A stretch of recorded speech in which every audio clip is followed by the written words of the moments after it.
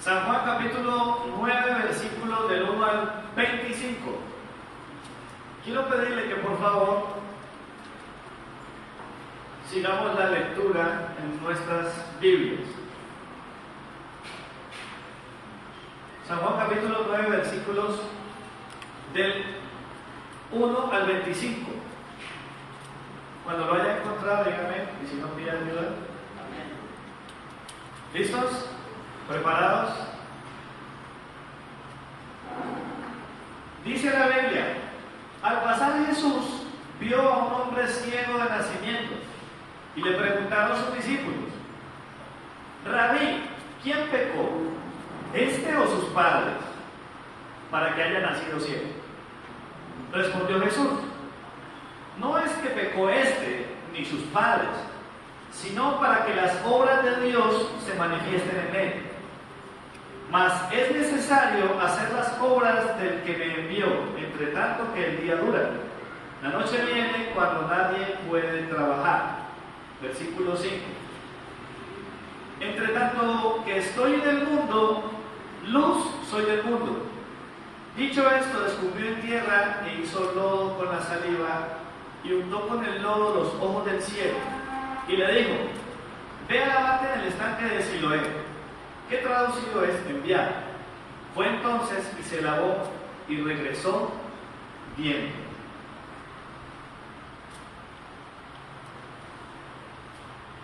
Versículo 8. Entonces los vecinos y los que antes le habían visto que era ciego decían: ¿no es este el que se sentaba y mendigaba?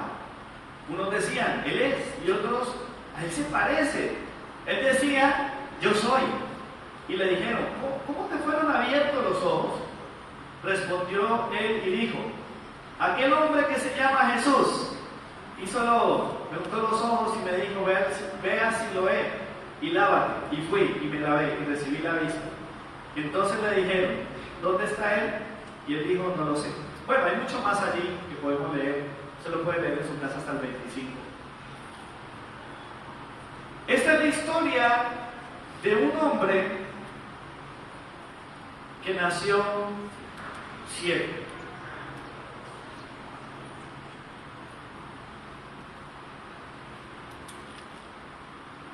Es una historia complicada, no alcanzamos a imaginar lo que experimenta una persona con ese tipo de discapacidad.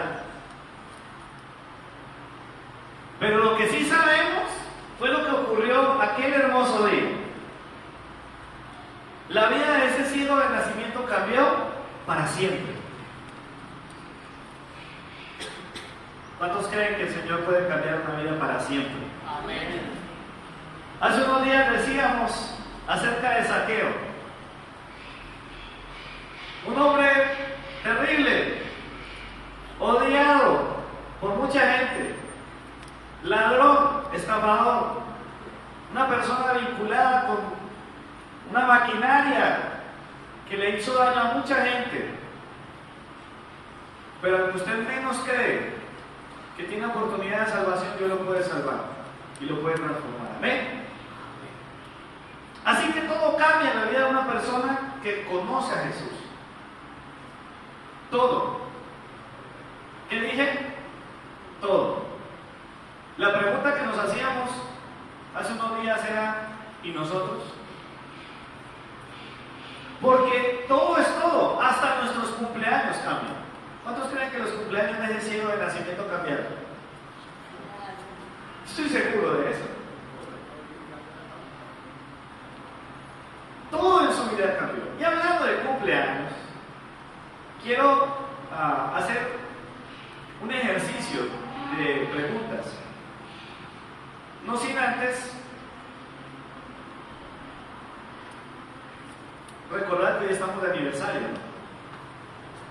Pregunta: ¿qué tienen en común la celebración de un cumpleaños, la celebración de un año más de casados, la celebración de un año más de función de una empresa, la celebración de la Navidad?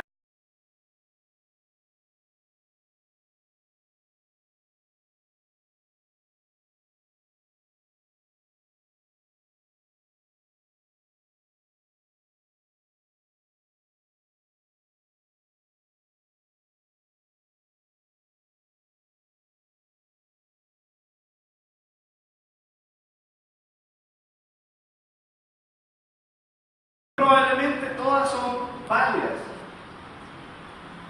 Pero yo pregunto algo, ¿sería posible celebrar cumpleaños, aniversarios de casados, años y años de consolidación de una empresa, navidades y años nuevos, si Dios no nos diera la vida?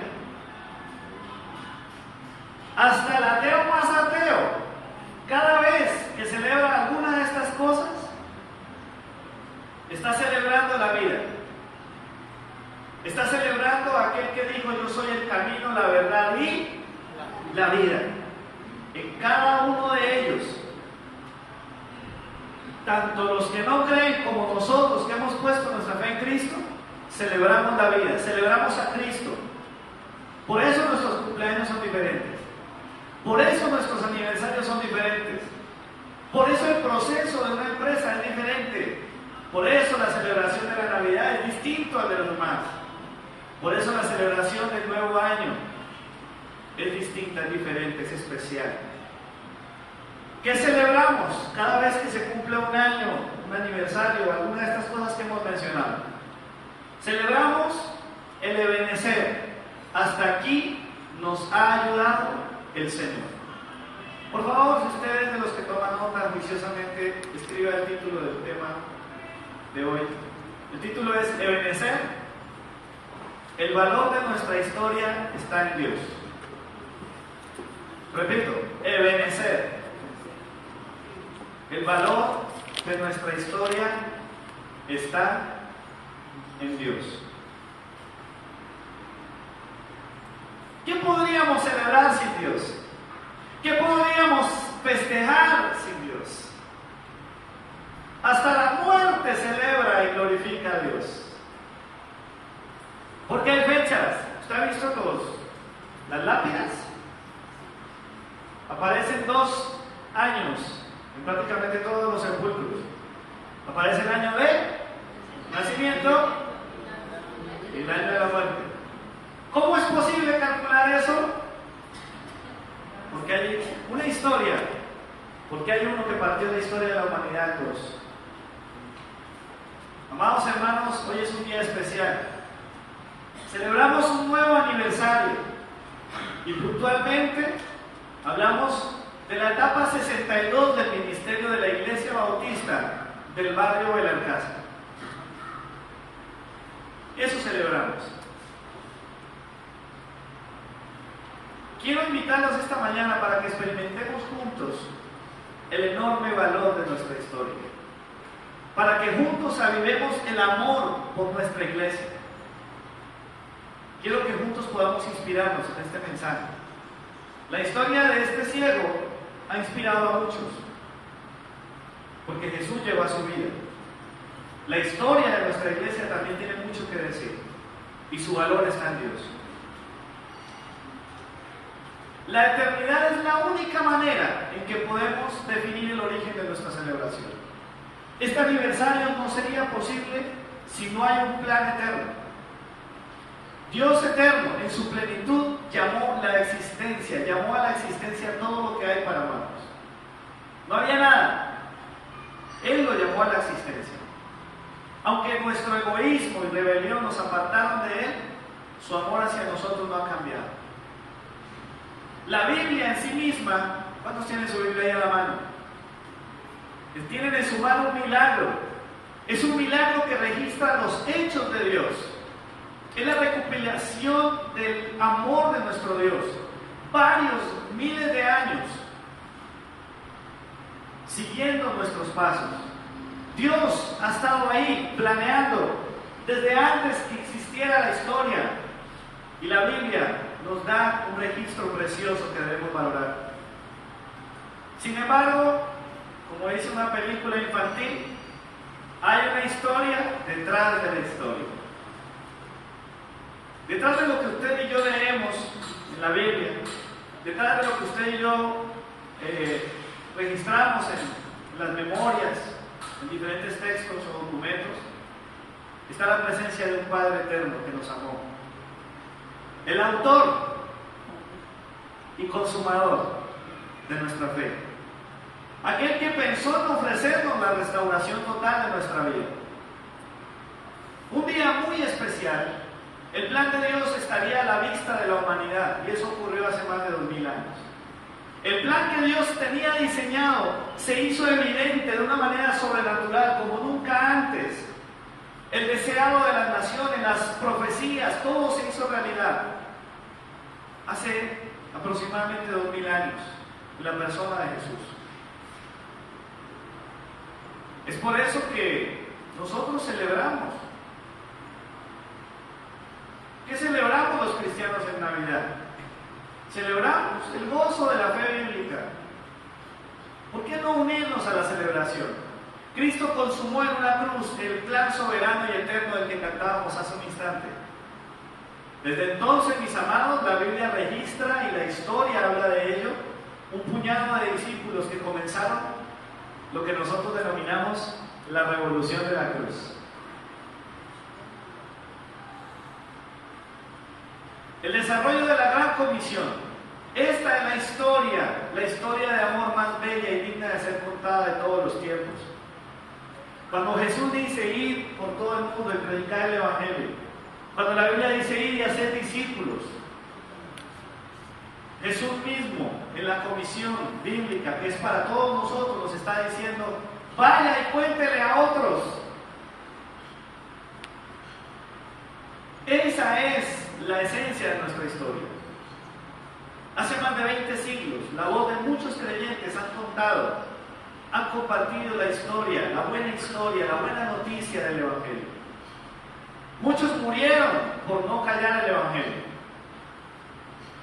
Muchos murieron, entregaron su vida porque no se avergonzaron del Evangelio. Porque como dice el apóstol Pablo, no me avergüenzo del Evangelio porque es poder de Dios, para salvación de todo aquel que cree. Personas que se suman a la lista de testigos de Hebreos 11. La gran nube de testigos crece día a día con aquellos que somos testigos de la gloria de Dios. El viaje que llevamos ha experimentado turbulencias, es verdad. Pero la palabra sigue corriendo y no se ha detenido. ¿Cómo sin ti el plan de Dios se va a realizar? Muchos han mantenido la fe en esta historia. Lamentablemente otros se desviaron en el camino. Todos los que han descuidado o abandonado la Biblia como su único mapa de fe y de conducta ya no hacen parte de nuestra historia. Para el siglo XVI, después de Cristo, ocurre un nuevo milagro, y es aquí lo que quiero pedirle. Si de pronto puede hacerlo, puede tomar notas, si lo desea, después yo le puedo enviar por correo este texto que estoy compartiendo hoy. Son algunos datos específicos de nuestra historia. En el siglo XVI, más o menos, después de Cristo, ocurre un nuevo milagro. Uno de los representantes de la fe cuestionó las creencias que había en el momento y las cuestionó a la luz de las Escrituras. No necesito mencionar los nombres, luego le explicaré por qué. Después de esto, y a causa de esta y de muchas experiencias semejantes a estas, a los cristianos que nos enfocamos en la Biblia se nos llamó protestantes. ¿Sí? A quienes prefirieron indagar en la Biblia antes que continuar alejándose del documento por excelencia de la fe cristiana, a esas personas se les denominó protestantes separados.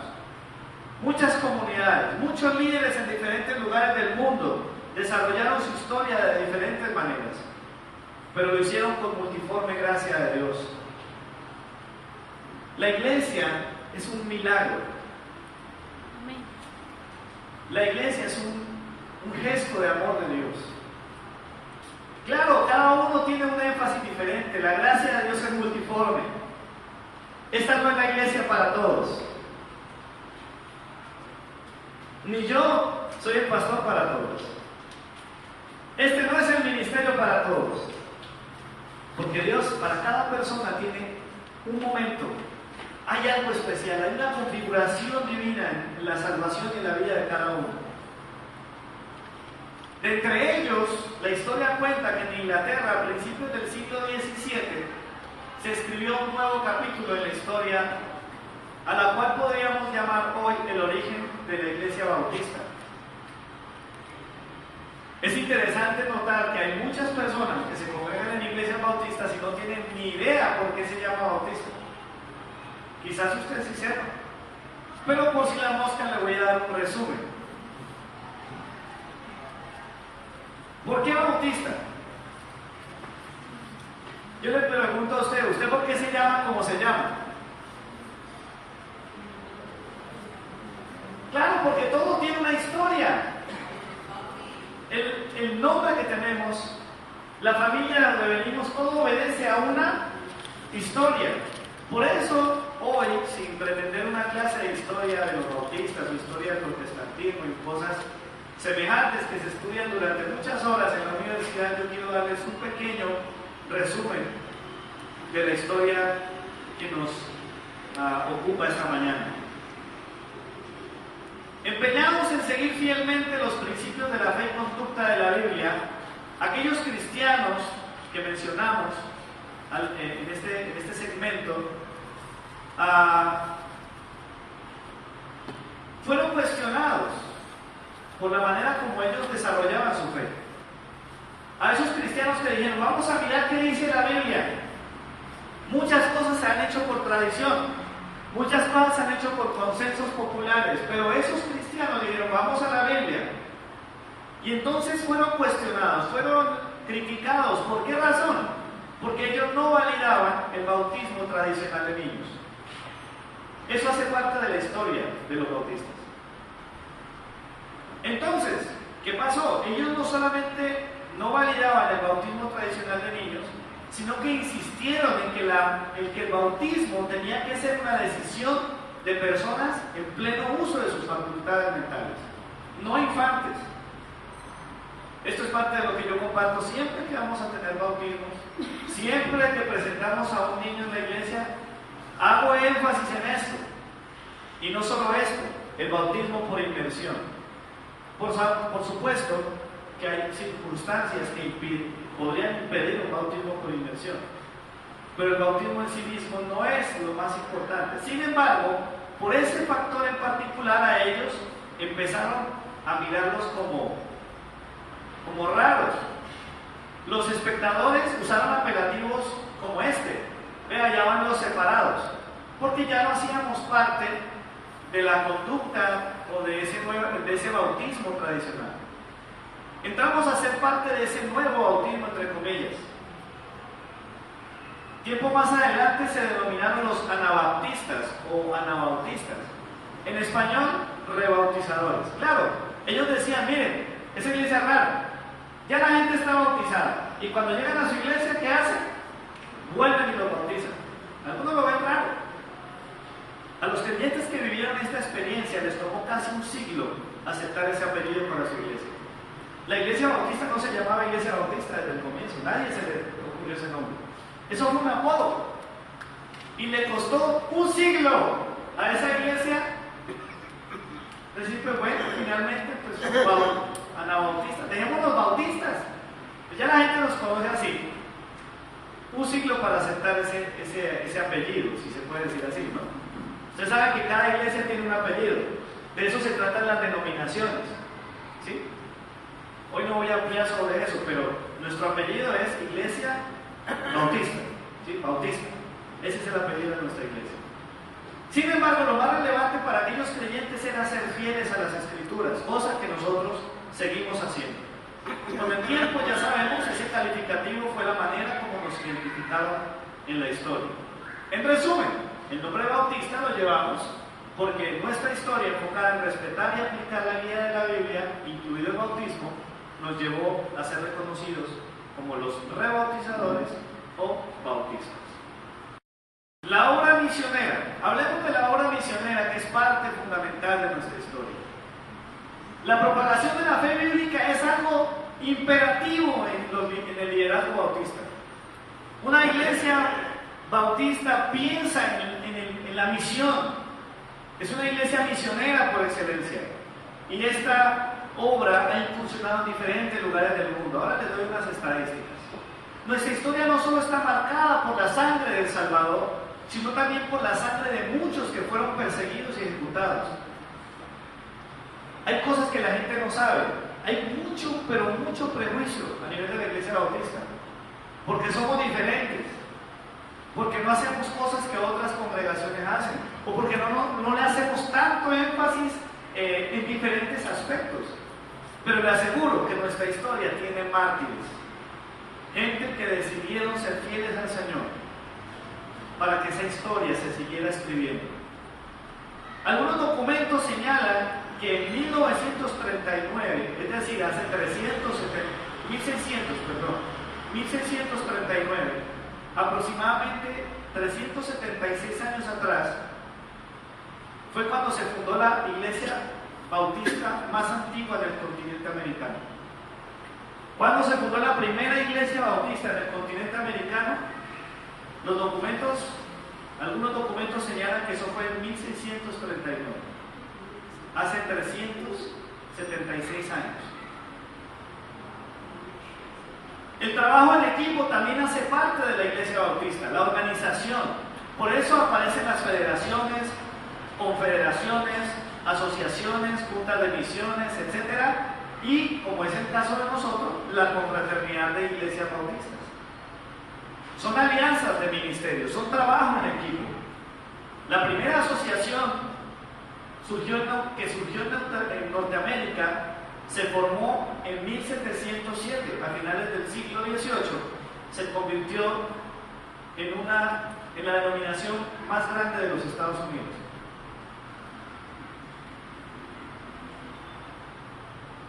Espero que esta historia esté alimentando su gozo y su expectativa sobre este aniversario. En 1814 ocurrió algo muy interesante. Se dio la primera convención misionera en los Estados Unidos. Es decir, el trabajo misionero que ya existía tomó una nueva forma. Se consolidó, hubo una organización mucho más grande.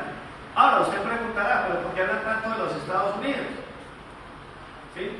Y si alguien tiene una tendencia como la del vecino país, que hablan de que somos los títeres del imperio, no, nosotros no somos títeres de ningún imperio. Nosotros somos deudores históricos de un grupo de gente que hizo un trabajo muy especial. Tenemos una deuda histórica de gratitud, porque en nuestro país y mucha gente, incluidos hermanos de otras congregaciones que hablan mal de la obra bautista, han tenido alguna influencia por parte nuestra. Literatura, trabajo misionero, traducción,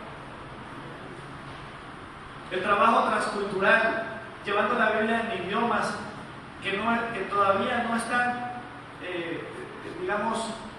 elaborados en el texto bíblico. La historia cuenta que aproximadamente en 1845, y en medio de turbulencias históricas, Dios seguía desarrollando su alcance a la iglesia en Colombia. En 1845 ya había una iglesia bautista en Colombia. ¿En dónde? En San Andrés y Providencia. Hace ratico, ¿no? Y en Colombia continental, ¿sí?, ya en el interior, en 1942 en la ciudad de Barranquilla. Son iglesias fruto del ministerio bautista que avanza y cuenta con incursiones en al menos 170 países. Hoy es día de reconocer de dónde venimos. Al menos 170 países han sido impactados y bendecidos por el trabajo de las iglesias bautistas. Somos aproximadamente 100 millones de miembros en el mundo. Yo creo que esa cifra tiene que estar muy avanzada porque pues, los documentos que investigué no son tan recientes. Y esas personas están congregándose en cerca de 160,000 iglesias representadas. Y repito, no sabemos cuántos ministerios e incluso denominaciones fueron derivadas del trabajo misionero de la iglesia bautista. Porque hay denominaciones actuales que fueron resultado. ¿Sí? Algunos dijeron, no, pues a nosotros nos gustaría hacer trabajo, pero nos vamos a cambiar el nombre. La gloria finalmente será para el Señor. Y un 7 de diciembre de 1953 inició el milagro de esta congregación, aquí en Cali, Colombia. Tú y yo estamos sentados o parados de alguna manera en el fruto de un plan eterno. Un fruto que cuenta con más de 2000 años de historia como cristianos, más de 400 años de historia como denominación, más de 170 años en Colombia. Y en nuestra congregación, en nuestra obra local, 62 años de misericordias que se han hecho nuevas cada mañana. ¿Cuál es el valor de nuestra historia? Yo pienso que esto tiene que hacer parte del discipulado en la iglesia. Porque una persona que llega a la iglesia tiene que conocernos y darse cuenta de dónde venimos. Es que de hecho, el nombre bautista genera más preguntas que respuestas. Iglesias que tienen nombres diferentes pues no tienen ese problema, pero iglesia bautista, ¿cómo así eso qué es? Somos una iglesia cristiana cuyo apellido histórico es bautista. Pero ¿cuál es el valor de nuestra historia? El valor de nuestra historia está en Cristo. ¿Cuántos sabían esta información que acabo de mencionar? Este material hace parte de lo que somos. Debemos conocerlo.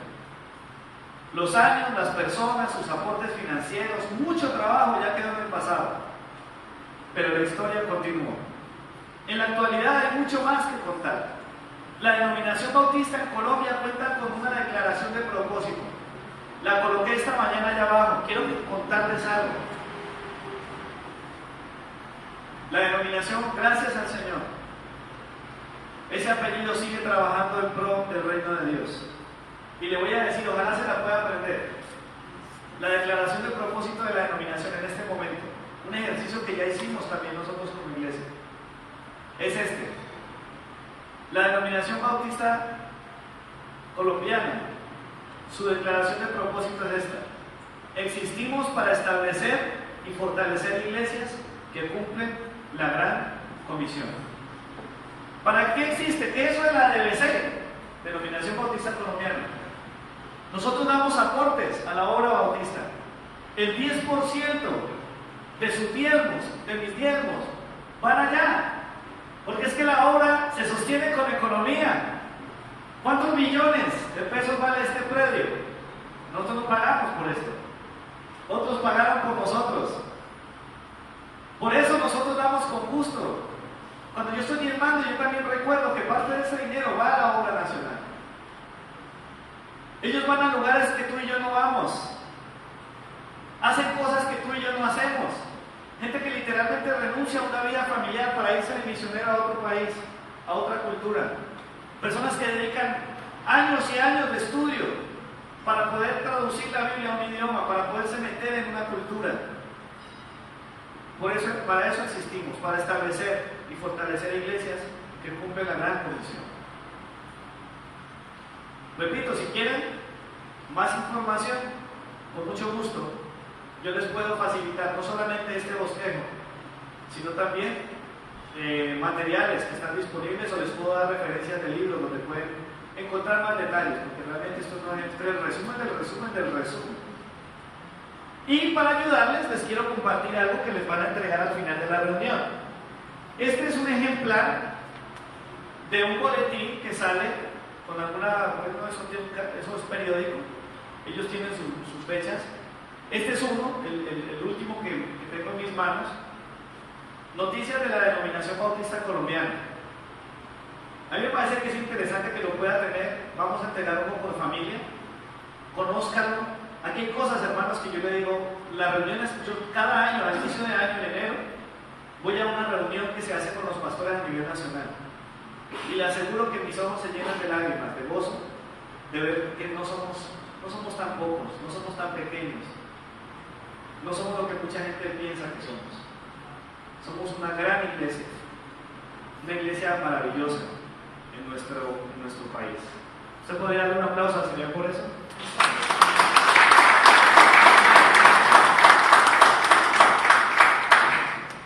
Quiero concluir concluir de esta manera. No es posible, hermanos, cuantificar los alcances de la obra de Dios en esta tierra.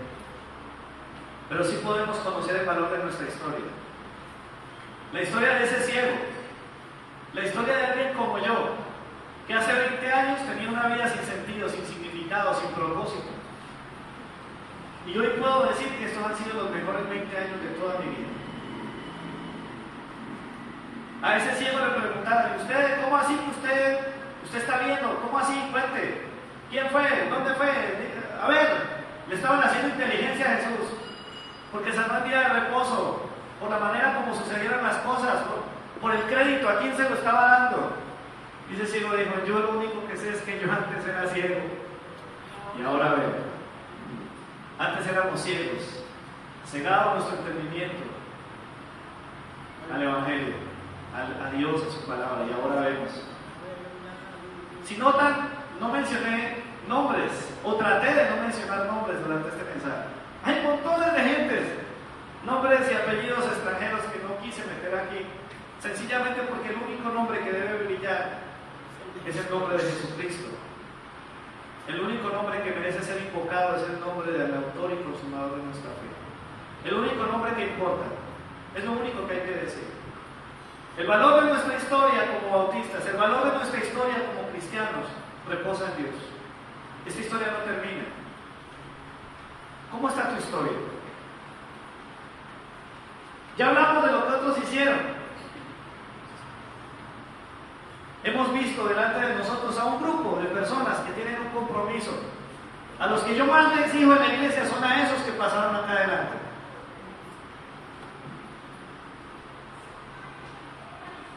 Yo no soy el Señor de la iglesia, pero como pastor, yo te llamo a que te comprometas. Te invito a que entregues tu vida. Te invito para que los cumpleaños de la iglesia, los aniversarios, sean una oportunidad para honrar a Dios. Hermanos, esta congregación lleva 62 años de historia. Y Dios nos trajo aquí. Yo estoy bendecido, hermanos. Yo no sé cuántas congregaciones tiene en este momento esta ciudad, pero estoy seguro que estoy en la mejor congregación, porque es la que Dios puso en su voluntad para mi vida, para mi ministerio. Yo le invito a que usted ame la congregación, para que usted sirva en la congregación, para que su historia tenga sentido en Cristo y podamos decir: Ebenezer, hasta aquí nos ha ayudado el Señor. Póngase de pie, por favor. Y para terminar, quiero invitar al grupo de alabanza. Vamos a tener un tributo muy especial, un tributo histórico, sobre todo nuestros hermanos que llevan más tiempo, los hermanos que llevan más años en la congregación, se van a gozar muchísimo. Y nos vamos a gozar nosotros también. Porque una de las hermosas cosas que deja la historia bautista en el mundo entero tiene que ver con los himnos, tiene que ver con una herencia musical, con una herencia doctrinal. Algunas personas creen que porque yo no soy el que canta muy seguido los himnos, no me gustan. Pero les puedo decir algo, los aprecio muchísimo. Han hecho parte de mi vida, de pronto no tanto como en otras congregaciones bautistas tradicionales, pero hoy me gozo mucho en invitarlos a que celebremos con el grupo de alabanza, con algunos himnos que han sido de mucha bendición durante años, pero que hoy tienen una forma un poquito diferente.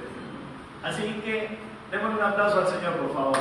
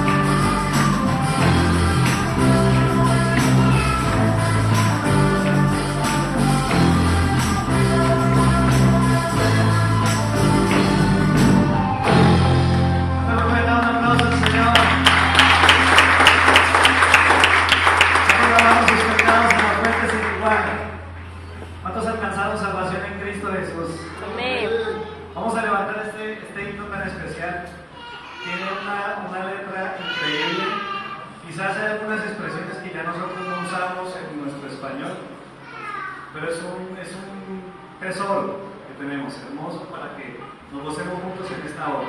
Amén.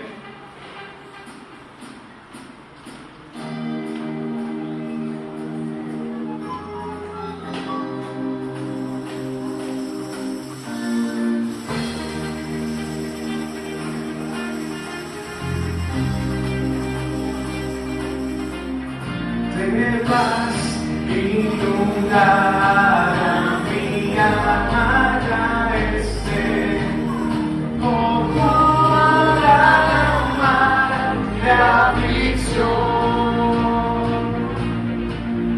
Mi suerte cualquiera que sea mi bien, alcance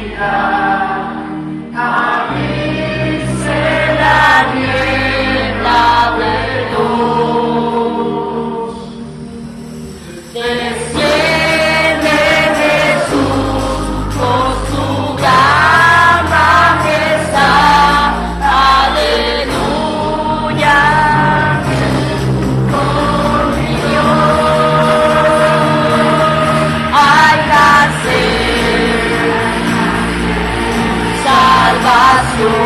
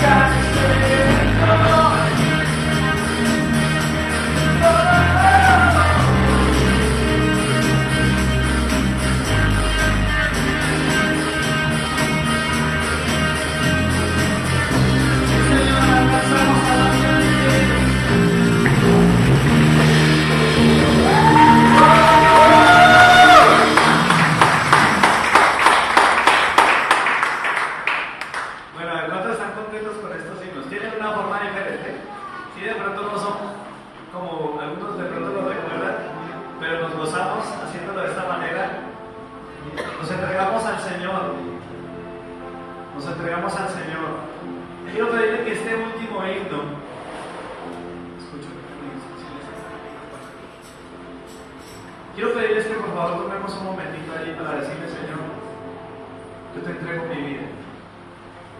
Yo creo que el Señor se merece que nos entreguemos a Él. Yo no sé sido tu compromiso en lo que llevamos de este año, que ya queda muy poquito? ¿Qué tanto le has servido? ¿Qué tanto has hablado a otros de Cristo? ¿Qué tanto amor sientes por aquel que entregó su vida en la cruz?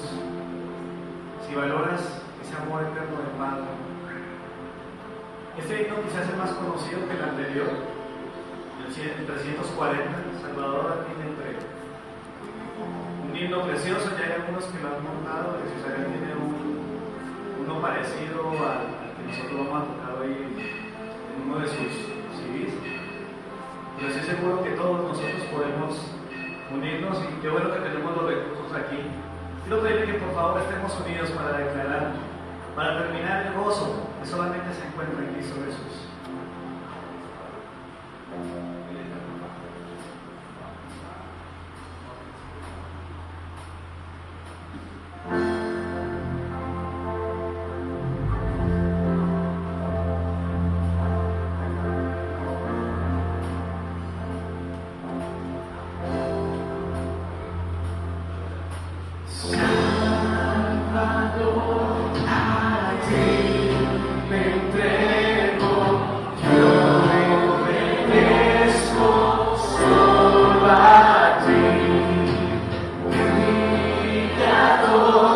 Be